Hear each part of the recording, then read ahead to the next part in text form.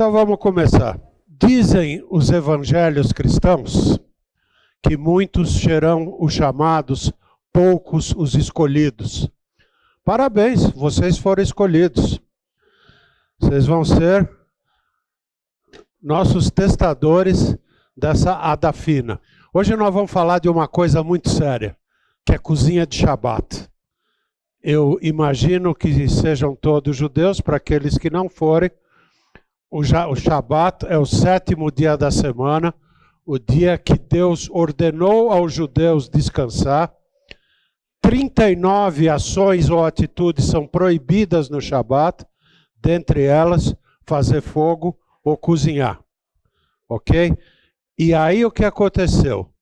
Aconteceu que as nossas idishemames, as nossas mães judias, começaram a desenvolver toda uma tecnologia de cozinhar na sexta para comer no sábado. E o grande segredo disso era guardar o calor. E daí vem o nome do primeiro desses cozidos, que é Hamin, que nada mais quer dizer do que calor. Hamin. Muito bem. Mas hoje nós vamos falar de uma filha do Hamin, a Dáfina, ou Adafina, ou Dáfina, ou Dafina, la madre de todos cocidos, como dizem os espanhóis. É dessa senhorinha aqui que nascem os cozidos, é dessa senhorinha aqui que descende até a nossa feijoada. E ela se estendeu para coisas interessantíssimas, como a gente vai mostrar já já aqui no Brasil. Nós temos variações específicas, muito específicas, da Dafina ou do Cholent. O Cholent é a Dafina dos Ashkenazi, ele nasce na França. Há muita gente que fala que Cholent quer dizer Shulam, calor lento. Né? Outros acham que Cholent vem de Shil End, do fim do Shil, a hora que terminava o Shil e a gente saía para comer. Ninguém sabe direito. Já no mundo sefaradi, os nomes estão ligados ao calor, ao ato de barrear a tampa na panela. Eu vou explicar isso para vocês já já. Mas antes, alguns agradecimentos. Primeiro e antes de mais nada, ao museu. Eu agradeço primeiro ao museu por ele existir.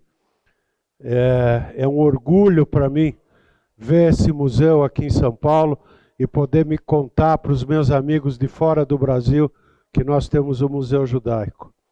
A minha mãe casou aqui em 1952. A senhora também? Pois é, a senhora também. Então isso está enraizado na vida da gente. Então, primeiro, obrigado ao museu por existir. E segundo, a honra que eu tenho de ser convidado para estar aqui cozinhando para vocês. Eu não sou um chefe, o chefe manda em alguém, eu mal e mal mando nas minhas panelas. Eu sou um contador de história que aprendeu a cozinhar para poder ilustrar as histórias que conto. Se vocês visitarem a exposição aqui em cima do ciclo judaico de vida, para cada festa eu fiz um filme de uma receita. Lá vocês têm o gefilte fish, a salada de figo, enfim, está tudo lá em cima. E a minha equipe que está comigo há milênios e que me ajuda tanto. A Vilminha, que está aqui, a Vilma está comigo há mais de... Quantos anos, Vilma? 20 e 30 anos. Ela entrou com 4 anos em casa, né? Ela aprendeu a fazer cozinha judaica comigo e eu garanto para vocês que o varanek dela hoje é muito melhor que o meu, mas infinitamente melhor que o meu. E os bolinhos de pôr na sopa dela, ela solta o bolinho, eles flutuam no ar, assim, eles não caem. O Zé, meu genrinho, e a Cacá, minha filha, que estão sempre atrás de uma câmera, eles estão sempre filmando. Quem quiser ver a gente toda semana, domingo, 11h30 da manhã, a gente faz uma live. Todo domingo, 11h30 da manhã, por 25 minutos. No Instagram e no TikTok. Quem cozinha? Eu e minha neta, a Raquel, de 7 anos. Tá? Esse domingo não vai ter. porque estarei fazendo receitas lá na Unibis Cultural. Nós vamos remontar na Unibis Cultural o cardápio do último jantar do Titanic. Coisa de esforço, coisa... né? Para quem fala ainda... Oi? Não, nós vamos comer tudo antes de afundar. A ideia é comer tudo antes de afundar. Ok? Então vamos começar. La madre de todos cocidos. Quem é a Dafina ou Dáfina? Existe um motivo para essa variação.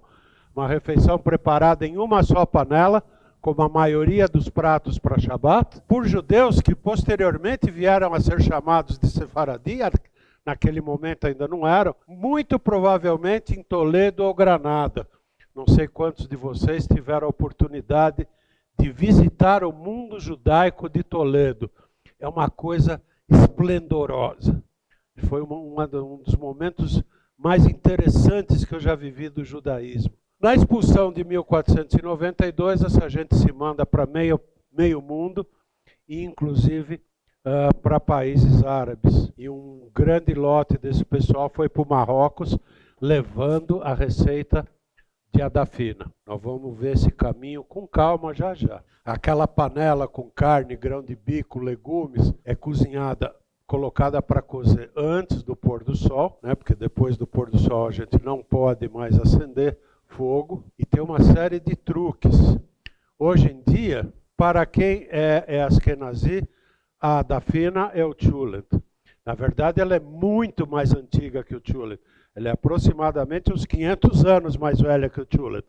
Mas é isso mesmo. Hoje em dia, o grande truque daí de Shemame é isso aqui. Um difusor de calor. Você põe isso sobre o fogo e põe a panela para aguentar uma noite no fogo baixo, cozinhando. Qual que é a função do difusor de calor? Não deixar queimar o fundo da panela. Outro segredo é que uma boa Dafina, um bom chulet, tem uma carne com osso e uma carne sem osso. Eu aqui estou usando já um ingrediente brasileiro, costela. E na hora de preparar, eu vou mostrar para vocês, a costela fica por baixo. Porque qual a função do osso? Primeiro, dá um sabor espetacular ao caldo, né? Simplesmente maravilhoso. E segundo, proteger o cozido que está em cima, né? Então, esses são os dois segredos de um longo cozimento. Isso é importante. Para aqueles que leram um pouco sobre a formação do Estado de Israel, nenhuma, nem duas, nem três vezes eu vi relatos lindos de gente desembarcando daqueles navios, na época que os ingleses proibiam, né? E o cheiro da Dafina ou do Chulet era o cheiro da Terra Santa, era o primeiro cheiro que eles sentiam na Terra Santa.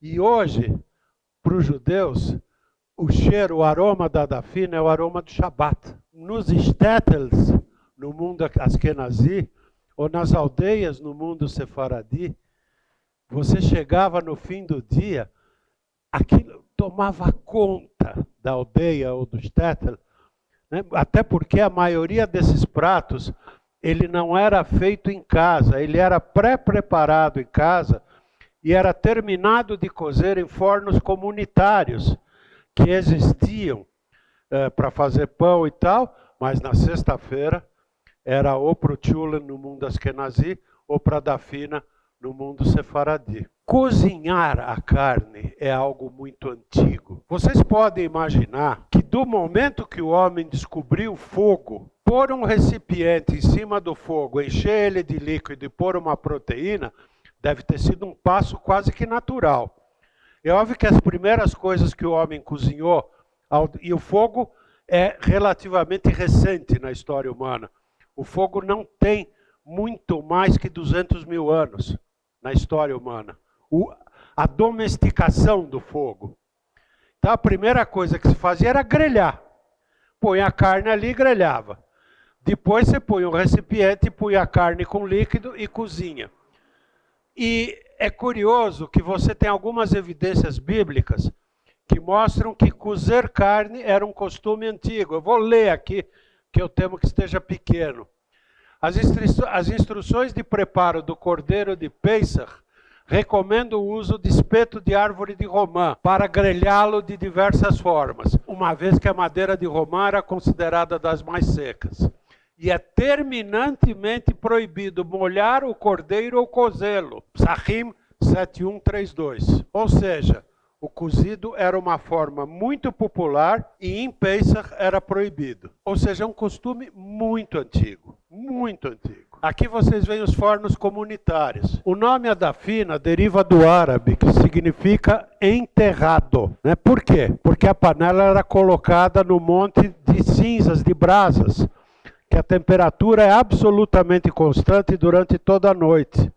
Após a reconquista na Espanha, os judeus ibéricos esconderam seus potes de ramin, quente, sob as brasas do fogo para evitar a perseguição e a exposição de práticas judaicas ou judaizantes, renomeando o prato adafina, diminutivo de enterrado. Há que se notar que as letras D, F e N poderiam remeter à frase da Mishnah, enterre a comida quente. Vocês querem ver um povo que consegue complicar o simples? É o povo judaico. A gente não podia se conformar que a dafina quer dizer enterrar. Não. Nós temos que achar uma gematria da palavra que remetesse a Mishnah. Gente, até pode ser que é isso mesmo. Who knows? A gente tem histórias do mundo judaico que podem perfeitamente comprovar isso aqui. Então, a gente não sabe. Seja como for, é isso que ela ganhou o nome. E aqui você tem fornos comunitários, esse aqui da Polônia, esse aqui no Marrocos. Era comum barrear a tampa na panela. Se fazia uma mistura de farinha e água e você barreava a tampa na panela. Por quê? Para não perder calor. Principalmente para não perder calor e para o teu cozido não secar, porque ele ia passar a noite nas brasas. E isso, por exemplo, deu um apelido mais para o tchulen, menos para a dafina, de matpônia, que quer dizer exatamente preso com barro, colado com barro. E esse barreado gera um prato no sul do Brasil, na cidade de Morretes, que é o barreado. Um prato trazido pelos imigrantes açorianos, que vieram naqueles acordos que Dom Pedro II fez para substituir os escravos. E o caso específico dos açorianos é muito interessante, porque ao invés de virem só os homens para trabalhar, dos Açores vieram jovens casais que se implantaram no litoral do Paraná e Santa Catarina e criaram suas famílias lá. E tinha uma quantidade substantiva de cristãos novos e inclusive de proto-cristãos, ou seja, judeus escondidos, né? Por que ele fez fama nesse lugar? Porque quando o mundo descobriu essa receita que os açorianos tinham trazido, eles descobriram uma coisa praticíssima para o intrudo. O intrudo é o avô do carnaval. As mulheres do Paraná faziam essa receita, enterravam num buraco com brasa e tinha comida para os 3 dias de carnaval. Ninguém precisava ir para a cozinha. E por isso o barreado fez tanto sucesso. Obviamente ele sofreu transformações significativas, recebeu carne de porco, é uma região que planta muita banana, ele é acompanhado de banana, de cachaça de banana. E o barreado perfeito, ele tem um método muito gozado. O garçom, você vai para Morretes, deve ter 40 restaurantes que servem barreado. Aliás, é uma viagem espetacular. Você desce de Curitiba a Morretes, quase 2 horas, num trenzinho, numa litorina, numa estrada de ferro do tempo, obrigado, Viminha, do tempo de Dom Pedro. A viagem linda. Aí chega em Morretes, você come o teu barreado, que eu estou completamente convencido que eles põem cocaína nesse barreado, porque na volta você não se aguenta em pé, né, e fica falando besteira. Mas o garçom põe o caldo no prato, põe farinha de mandioca e mexe. E o ponto perfeito do barreado é esse aqui. Gente, isso não é posado para foto. Você vai em qualquer restaurante de barreado, você vê todos os garçons. Se não cair em você, aí ele serve e monta o prato aqui. Olha, vale a pena. Morretes é uma cidade belíssima. E a viagem de Curitiba a Morretes nesse trenzinho é espetacular. E vocês vão conhecer um primo da Dafina e do Tchulen. O problema é que tem bacon e outras carnitas que nem todo mundo pode comer. Vocês estão vendo aqui as imigrações da Península Ibérica. Você tem um primeiro e enorme lote de imigração entre o século XVII e XVIII. O segundo lote, o primeiro foi do século XV ou XVII, que foram as flechas vermelhas. Aqui, entre Espanha e Portugal, você tinha quase 400 mil judeus. Quase 400 mil judeus. Só na expulsão de 1492, saíram da Espanha 250 mil judeus. Gente, isso é quase o triplo de judeus que tem no Brasil hoje. O que nos interessa nesse primeiro momento é esse grupinho aqui que saiu no século XIX, finzinho do século XVIII, meados do século XIX, foram algumas levas que foram parar na Amazônia. Por que na Amazônia? Tem mais ou menos 40 razões, isso tudo está sendo discutido lá em cima, e eu não vou ficar aborrecendo vocês aqui embaixo. Mas é esse grupo que realmente nos interessa nesse momento. Esse grupo tinha um problema, que aliás era um problema que todo grupo de judeus que emigrava para algum lugar tinha. Vocês já notaram, e é óbvio, que toda vez que um grupo de imigrantes se junta numa terra alheia, eles procuram ficar juntos, um perto do outro. Nós temos aqui a Liberdade, nós temos o Bexiga, o Bom Retiro. Os judeus, além de manter a cultura, um dos grandes motivos que os judeus sempre tiveram de ficar juntos é comprar kasher, obter kasher e obter kasher em Yiddish. Quer dizer, não é por acaso que todo lugar onde houve grandes colônias judaicas, você tinha 1, 2, 3, 10 expoentes da colônia que dedicavam-se à importação e distribuição de comida, porque eram esses caras que iam buscar comida kasher em algum lugar para levar. Eu aqui vou ser um pouco irreverente e vocês vão me desculpar. A estrutura do judaísmo é algo que me fascina. Se por um minuto a gente entender que a Torá não foi ditada a Moisés por Deus, mas que foi escrita no correr de quase 1000 anos, porque hoje há efetivamente testes, provas, estudos que mostram isso, a ideia de você criar todo um emaranhado que separasse os judeus daqueles povos que tinham 30, 40, 50 deuses, é maravilhosa. E uma das coisas qual era? Vamos fazer esse povo comer diferente. Porque se ele come diferente, ele não pode se socializar com os que comem iguais. Não se socializando, ele não fica tentado a mudar e ir procurar outros deuses. A estrutura da kashrut é maravilhosa. A gente poderia discutir aqui por que que o animal tem que ter o casco fendido e tem que ruminar, por que que o peixe tem que ter escamas, enfim. Mas não estamos aqui para isso, mas sim para dizer que a kashrut é uma das formas mais potentes de afirmação cultural e religiosa que o judeu tem quando longe da terra dele.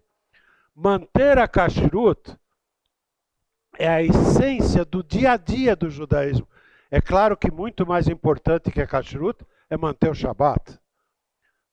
O judeu que reza o Shabat, que mantém o Shabat, está fiel ao judaísmo. A kashrut, ela pontuava o teu dia a dia. Imagine o que é, então, os nossos amigos marroquinos chegarem numa terra onde basicamente se cozinhava com gordura de porco, os peixes são todos de rio, 90% deles de couro, não tinham escamas, né? O que é a comida amazônica? Gente, só para constar, a comida amazônica, na minha opinião, é a melhor comida do Brasil. Acho que não há uma região do Brasil que tenha receitas tão espetaculares e tão maravilhosas como a amazônica. Mas elas definitivamente não são kasher, né? São peixes de couro, eles usam muito porco, o bacon, usam ervas também, o tucupi. Enfim, o tucupi deve ser, possivelmente, o tempero mais perfeito que existe no Brasil. Vocês sabem, todo mundo sabe o que é tucupi? Não. Tucupi feito a partir da decantação da mandioca brava. Esse caldo tem que ser cozido por 5 a 7 dias para perder o ácido cianídrico e se transforma no melhor tempero que existe no Brasil. Ele é tão bom que a lenda índia que conta a história do tucupi é maravilhosa. A lua e a estrela d'alva, elas nunca se encontram. Quando uma sobe, a outra desce. Perdão. E os índios muito bem observaram isso. E contam eles que um dia elas combinaram de se encontrar e as duas mergulharem na terra, porque elas queriam ver o fogo que tinha no centro da terra. E assim foi feito, e elas mergulharam. E quando elas estão mergulhando, a grande cobra caninana, que para os índios sempre representou o mal, vem e morde a face da lua. E não acreditem em mim, peguem um telescópio e olhem, vocês vão ver lá as manchas lunares, são as mordidas da cobra, vocês não precisam acreditar em mim, está lá. A lua chorou. E as lágrimas dela caíram numa raiz de mandioca. E isso é o tucupi. E é por isso que ele é esse tempero maravilhoso. E já estou eu. O meu problema, eu tenho esse problema que é terrível. Para contar que eu comprei uma camisa, eu saio da invenção do tear e venho vindo. Né?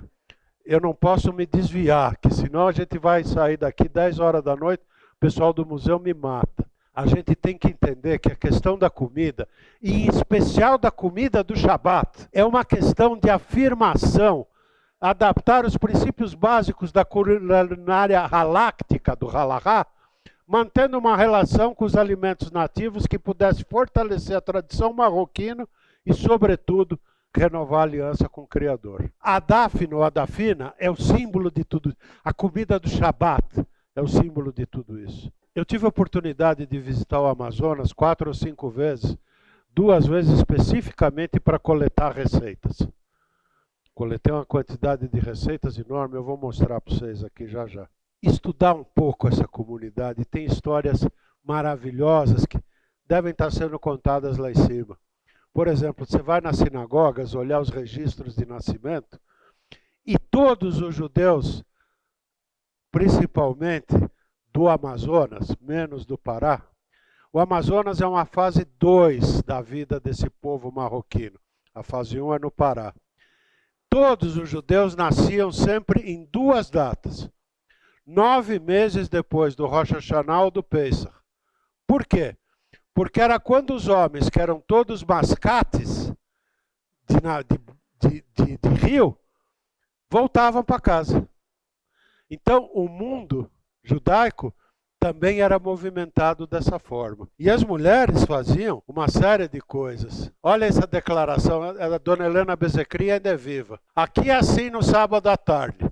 Come dáfina, toma açaí de sobremesa e dorme até o final do Shabat. Vocês vão experimentar e vão entender por que eu acho que eu desconfio de que a turma põe cocaína nessas coisas. Dá um sono. Olha o que essa gente fazia que eu ainda pude coletar. Cuscuz. O que é o cuscuz? Lembrando que este povo falava uma língua que hoje não é falada em mais nenhum lugar do mundo. O raquetia. Pasmem, mas no Marrocos o raquetia quase não é falado. E na Amazônia, principalmente em Belém, ele ainda é falado e ensinado. Eu vou mostrar já já para vocês uma receita em raquetia. Ouriça, que é um cozido de trigo. Horchata, uma bebida feita de leite e nozes. Cuajada, vocês imaginam que seja. Fatia de las paridas, aquele pão de Natal. Rabanada. Isso é rabanada. Por que chama fatia de las paridas? Porque o pessoal dizia que a rabanada fazia muito bem para recuperar a mulher que tinha acabado de ter neném. Então era a comida principal de las paridas. Frijuelas, que são frituras com mel. Chubaiquias, que é frituras de gergelim e mel. Um dos bons ingredientes que a culinária sefaradi tem. Você pega um limão, principalmente o siciliano, corta ele em 4, mas não totalmente. Abre, enche de sal grosso, põe no vidro. Se você puser 3 limões no vidro, tira o suco de mais 2 e põe para cobrir e deixa. Você vai ter um ingrediente para temperar a salada, para temperar a carne, para fazer um vinagrete simplesmente espetacular.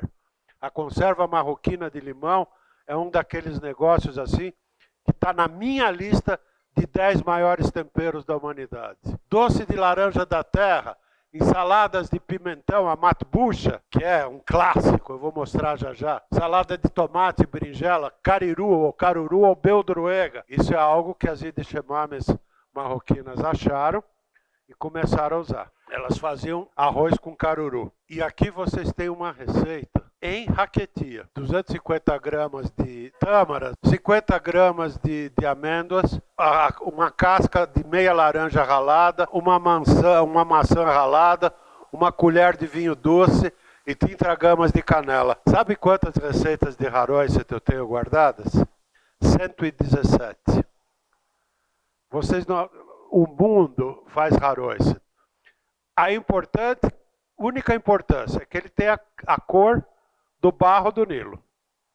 Como você vai chegar nela? Tantofas. Aqui está uma, aliás, essa é clássica, né? E aqui ela explica: com o permisso de minha amiga Estrella Rafón de Bentuila, pongo sua receita de haroset escrita em raquetia. Me parece muito gracioso porque assim habla mi madre e hablávamos em casa. Raquetia. Raquetia é uma língua que mistura o hebraico, o árabe e o espanhol. E era escrita com caracteres hebraicos. A origem do raquetia é muito semelhante à origem do Yiddish, né?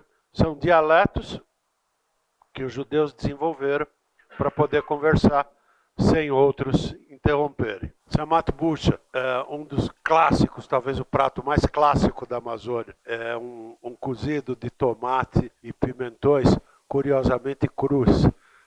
Não se queimava o pimentão. Até hoje não descobri por que os judeus marroquinos não queimavam o pimentão antes de fazer isso. É uma delícia esse patê, uma delícia. Se vocês quiserem, depois eu dou a receita. E huevos raminados. Isso é um complemento fundamental da dafina. Vocês estão vendo como esses ovos são? Olha esses. Isso é um ovo que leva miseravelmente 4 horas para fazer. E é assim, la crème de la crème.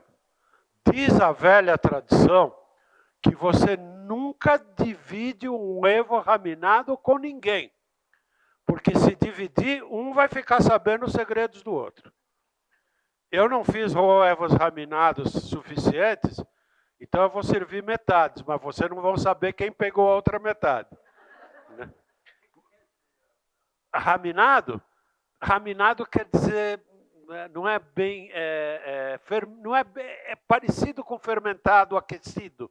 É algo que se aquece e muda ele. Sem casca. Eu vou mostrar como faz.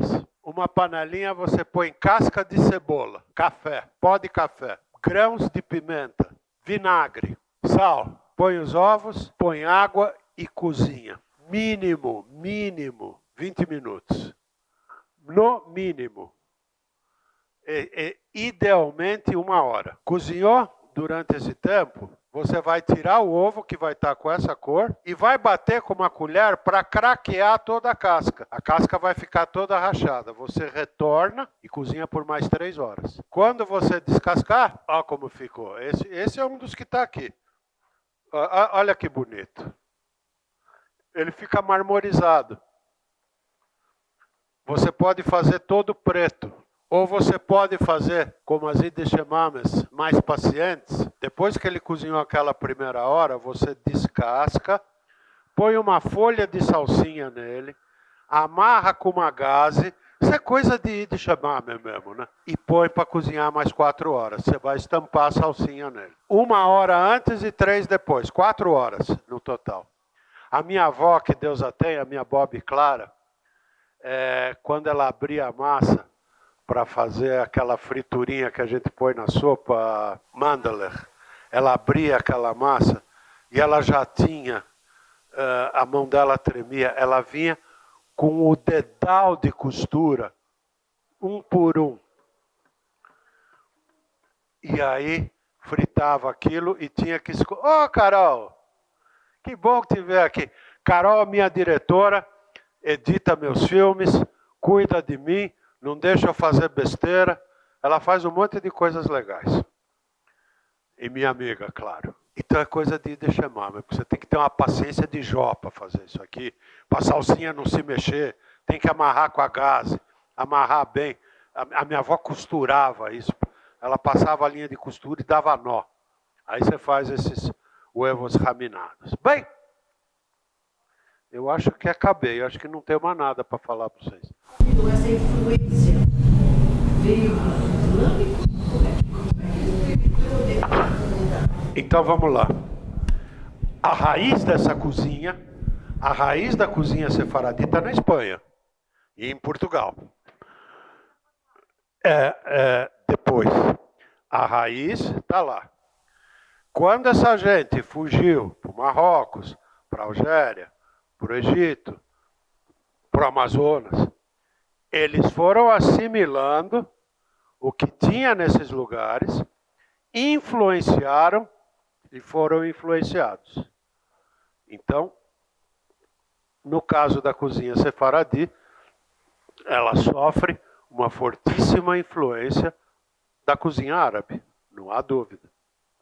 A gente tem um caso interessantíssimo, que são dos judeus italianos, especificamente dos romanos, porque eles possivelmente sejam o Yishuv mais antigo que existe no Ocidente. Eles devem ter ido para Roma na época das revoluções, que eles foram tentar negociar com os romanos e acabaram ficando por lá. Então, na verdade, eles estão em Roma há quase 3.000 anos. E esses, sim, influenciaram e foram influenciados. A culinária judaica, os pratos à la judia, que tem no cardápio italiano, tem pela Itália inteira. Né? O consumo de alcachofra, que é uma característica do judeu, vocês sabem por quê? Porque a alcachofra é deliciosa, mas no finzinho ela tem um travinho amargo, né? Um gostinho amargo, como a vida do judeu. Sempre lá no finzinho tem um amarguinho. A gente não consegue ter uma vida doce, né? Por um monte de problemas. Então, os carchofi à la judia são algo que estão espalhados pela Itália inteira. Ali foi um caso clássico de mistura de cozinha que os judeus trouxeram. Esses judeus vinham de Jerusalém, né? Estão falando de quase 3.000 anos atrás, num momento que a Itália nem um país era um monte de pequenos reininhos, né? E lá sim, isso aconteceu. Alguém quer perguntar algo mais? Essa história de enterrar comida, existe, por exemplo, comida chinesa, que é o pato de Pequim, que é enterrado também. Isso tem um motivo assim? Não outro motivo que não seja conservação e isolamento. Se você pegar lá nos povos nórdicos, eles fazem o peixe enterrado. Graved lax, gravlax. É o salmão graved, enterrado. Enterrar é só para isolar, manter temperatura ou simplesmente isolar, né? É uma das formas mais práticas que você tem de fazer isso. Principalmente se você vai cozinhar, você cozinha num buraco, a dispersão de calor é quase zero, né? É só por isso. Algo mais? Vamos fazer a da fina? Eu estou com uma panela aqui que eu estou de olho nela. Eu vou pôr um nadinha de óleo. Por que é um nadinha de óleo? Porque nós vamos usar carnes muito gordurosas. Eu descobri duas carnes. Então, como eu falei, um cozido desses... Olha o Luiz lá. Oi, Luiz. Um cozido desses tem que ter uma carne com osso. Porque vai dar sabor, o osso dá um sabor fantástico e vai ajudar a proteger. E a outra que eu vou usar, vocês não vão acreditar, é cupim. Cupim cortado em iscas. Vocês vão experimentar e vão me dizer o que vocês acham. É um ingrediente tipicamente brasileiro. Ele vem do gado zebuíno.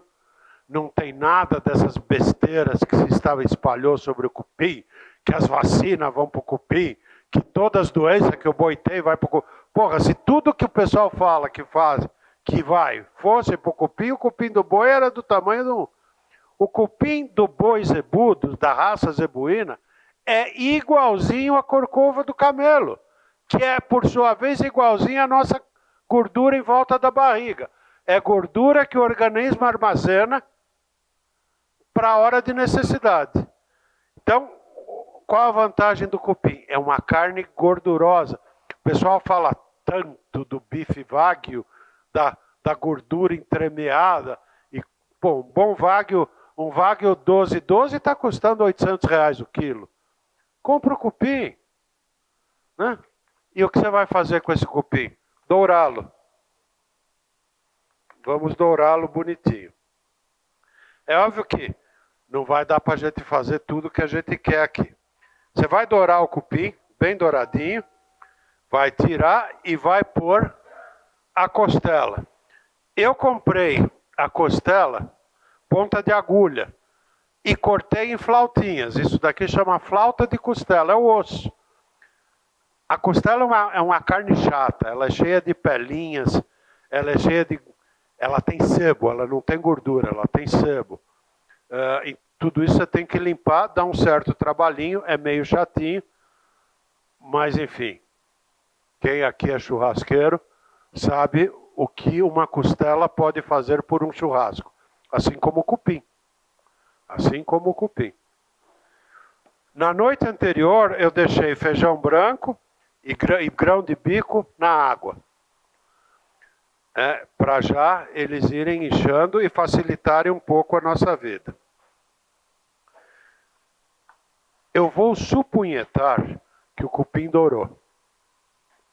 E que eu tirei ele da panela e aí eu entro com a costela. E vou dourar a costela. Ah, eu esqueci de falar. Essa costela veio com matambre. O matambre veio colado nela. Eu piquei em cubo, é uma carne deliciosa. Matambre, mata hambre. Matambre, mata hambre, mata fome. É uma das carnes mais clássicas que existe. E é ótima. Ela vem muitas vezes colada na costela. E o pessoal despreza quando ela é maravilhosa. Enquanto doura, você vai pôr sal.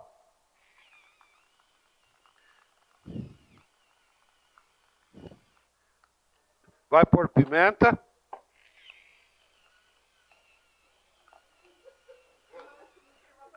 Ele é uma delícia, né? Eu ganhei da minha netinha. Não, e ele é tão nojento que, ó, ele tem luzinha, ó. É para você cozinhar no escuro. Eu ganhei da minha neta, ele é muito legal. Bom, esses bichos vão dourar aqui. Vão dourar, vão dourar, vão dourar, vão dourar. Aí, e só aí, você vai entrar com cebola e alho. Quanto? Muito. Quanto muito? Muito demais. A cebola é... Gente, número 5:11. Os judeus se ferrando no deserto, porque Moisés quis matar uma geração de escravos para entrar uma geração de livres na Terra Santa. E em número 5:11 ele dizia assim: lembrem-se dos peixes, do alho porró e da cebola que no Egito tínhamos de graça. A cebola é essencial. Aliás, gente, os judeus conhecem duas coisas no cativeiro do Egito, que não foi um cativeiro, isso é uma outra discussão para uma outra hora, mas eles conhecem duas coisas sem as quais as Yiddish Mame de hoje simplesmente não viveriam. A cebola e a galinha. Os judeus nunca tinham visto uma galinha antes do cativeiro. E no Egito, no Império Médio, você chegou a ter granjas com 10.000 animais. 10.000 galinhas. Então os judeus voltam com essas duas coisas. E, você imagina uma Yiddish Mame sem galinha? e sem cebola? Vocês conhecem a história da Edeshemame que tinha 2 galinhas e uma ficou doente? Ela matou a outra para fazer um iur para curar a primeira. Cebola e alho. Muita, muita, bastante demais. E por que depois da carne? Porque eu quero só suar a cebola, eu quero o gostinho dela aqui no fim. Esse foguinho miserento aqui não está me ajudando muito, mas vocês estão entendendo a lógica da coisa. Grão de bico. Feijão branco. Pode fazer um amarradinho de erva. Louro, alecrim, tomilho. Faz um amarradinho. Cobre de água. Espera ferver. Põe aquela plaquinha. Abaixa o fogo. Tampa. E vai dormir. E se secar? Gente, se secar, ferrou tudo. A gente tem... Possivelmente você vai perder o primeiro. Talvez perca o segundo, no terceiro se acerta. A vida é assim. Para tudo. E receitas como a da Fina e o Chulet são que nem bunda. Cada um tem a sua. Né? Elas... Não adianta, é assim. Você vai pôr água e vai cozinhar. Essa daqui que eu estou trazendo para vocês, ela tem 10 horas de fogo. E vocês vão sentir, principalmente, o trabalho que o feijão branco faz. O feijão branco não aguenta 10 horas. Então ele foi dissolvendo e engrossando o meu caldo. Então vocês vão comer um caldo onde vocês quase não vão notar o feijão branco. O grão de bico está presente.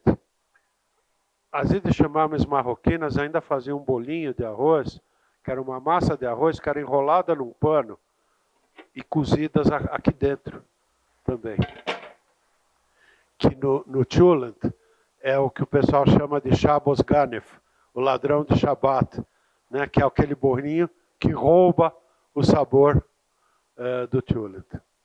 E era um costume dos judeus marroquinos do Amazonas pôr o ovo inteiro, como eu mostrei no começo. Eu resolvi pôr o ovo raminado porque é uma história tão bonita e ele é tão interessante que eu achei que vocês mereciam conhecer e experimentar. O que eu tinha para contar para vocês era isso, não muito mais que isso. Vou pedir para a Vilma começar a servir vocês. Oi? Tem, mas aí é Chulant. Não me venha falar de coisas Askenazi no mundo sefaradi. Não me bagunça as coisas. Total. Você sabe como o sefaradi, os Askenazi chamam o sefaradi? Afro-Askenazi.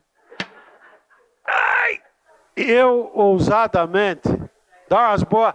e vocês vão ver que essa daqui tem batatas. Eu não pus aqui, sabe por quê? Porque na hora que eu pus lá, esqueci de reservar umas para pôr aqui. Só por causa disso. Mas a batata é fundamental, porque ela é barata e dá sustância. É questão de quilo. Quanto custa o quilo da batata versus o quilo do grão de bico, do feijão e da carne? A batata é o mais barato? Põe mais batata. Nessa daqui, eu cometi uma ousadiazinha, eu me permiti uma ousadia. Eu pus uma pimentinha baniwa. O que é a pimenta jiquitaia da tribo baniwa? É uma das coisas mais lindas que existe.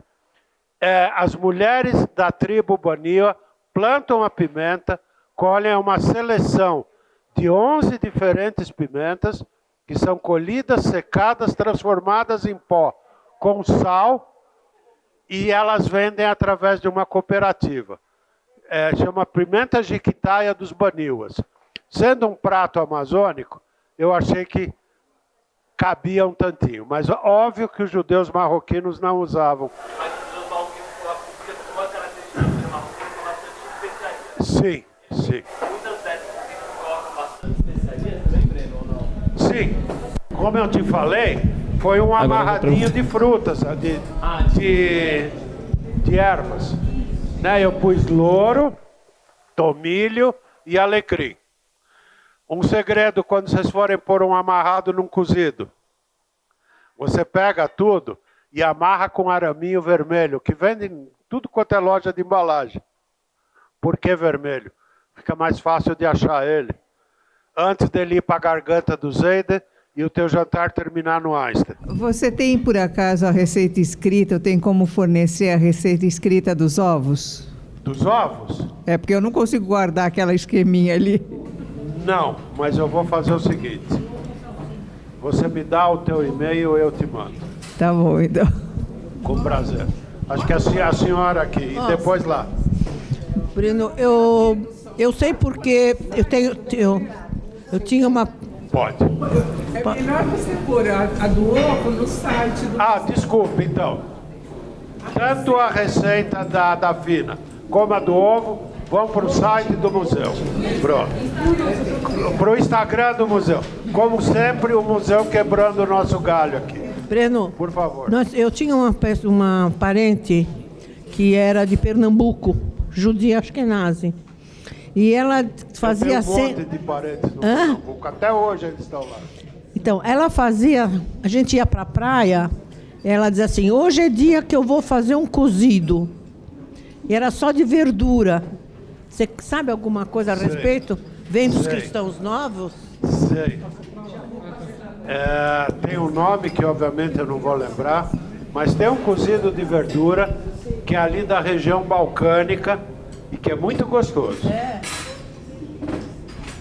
Se eu lembrar até o fim daqui eu te conto, mas vem ali dos Balcãs. E é algo dos judeus mesmo. Como está essa data fina aí? Tá boa? Que bom, fico feliz, aproveitem. Pessoal, enquanto vocês vão comer, eu vou estar por aqui se alguém quiser perguntar. Eu queria dizer o seguinte, foi simplesmente incrível a gente fazer um workshop nesse cenário surreal aqui, com a avenida aqui atrás. Acho que se tem um povo que é amarrado na sua comida, é o povo judeu. Como eu falei, lá em cima vocês vão encontrar uma série de filminhos que eu fiz com as comidas de cada festa. E eu acho que essa foi uma experiência legal e espero que o museu tope, sei lá, para as festas judaicas, a gente pode fazer mais uns encontros aqui e dar mais umas aulas diferentes. De resto, eu agradeço a todos vocês. Adorei poder estar aqui com vocês. Espero que vocês gostem da Dafina. Muito obrigado. Tem uma pergunta, desculpe. Se a gente não for dormir, a gente pode olhar e colocar uma aguinha durante o cozimento? Pode e deve. Pode e deve. Pode e deve. Se você, como dizia meu avô, se você tiver chutzpah, você confia na água que você pôs. Mas tem que ter chutzpah. Pegando a nossa apresentação, tudo começa com o Ramin. O Ramin vai dar na Dafina. Muito possivelmente foi dar no Tulen, na região de Languedoc, na França. Tudo isso cheirou todos os cozidos que a gente conhece. A ola podrida, a feijoada, todos esses cozidos nacionais desses países são netos e bisnetos do Tulen e da Dafina. Gente, de novo, se vocês quiserem ver mais receitas minhas, todo domingo, 11h30 da manhã, eu e a Raquel estamos fazendo receitas numa live que chama Nós na Cozinha, Instagram e TikTok. Uma vez por mês, a gente faz um encontro na Unibis Cultural que chama Cine Raiz. A gente vê o filme e depois come o filme. Esse próximo domingo agora vai ser Titanic. Nós vamos ver um filme chamado Somente Deus por Testemunha. É um filme de 1958 sobre o desastre do Titanic. Não tem todo aquele bullshit de ficar na ponta do navio fazendo assim, né? E aí vamos discutir as 17 receitas do cardápio e realizar e degustar 3 delas. E contar algumas histórias interessantes do Titanic, 2 delas que terminam aqui no Brasil, inclusive. Meu site, esqueci de contar. Todas as receitas que eu faço, tudo que eu faço na minha vida, está no meu portal, www.brenolerner.com.br. Se vocês quiserem ouvir mais 37 histórias minhas, esse é meu último livro. O Ganso Marisco e Outros Papos de Cozinha. O Ganso Marisco é um dos contos e é espetacular. É a história de um ganso que terminou uma discussão com o Papa e com os rabinos. É uma história bárbara. São 37 contos de culinária que falam do maior banquete da história, um banquete para 67 mil pessoas, e outras coisas, e muita coisa da vida judaica do passado. Eu tenho um orgulho enorme desse livro. Ele ganhou o Gourmand Cookbook Award quando ele foi lançado, como O Ganso Marisco e Outros Papos de Cozinha. Quando ele foi lançado, ele ganhou esse prêmio como o melhor livro de literatura culinária do mundo, e eu, todo afrescalhado, embelezado, fui receber esse prêmio em Paris. Eu mereço. Gente, agora eu estou entrando no perigoso campo do bullshit. Vamos acabar. Super obrigado. Vocês tenham um excelente fim de semana e um bom Shabbat.